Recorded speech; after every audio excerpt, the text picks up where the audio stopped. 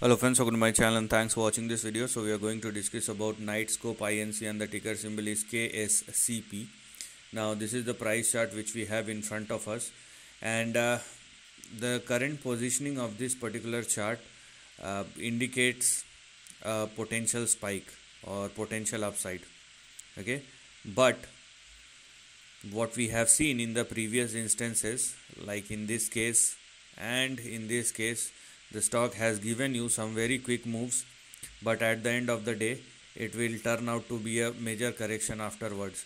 So if you want to be a part of it, you better understand the consequences, because when things does not work out, you will end up making major losses, and if the trend reverse big, then you cannot hide. That is the problem.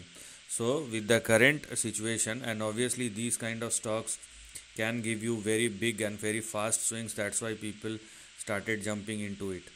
Now with the current positioning of the stock, what you can do, you can still expect a potential upswing, but you must understand the risk, which is extremely high.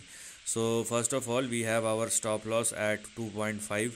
So don't go below 2.5, otherwise you will see the resumption of a downside. On a very immediate basis, you have only one target, and that is 5 or 5.1. If in case the stock surpass and sustain above 5.1, then you will see an stretch or extension in between 14 and 19. But that is it.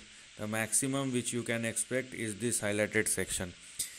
The actual momentum starts if a KSCP surpass and sustain above this particular line.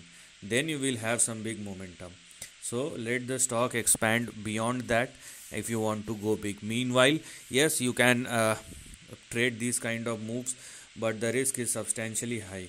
So you better understand the risk before entering into these kind of stock.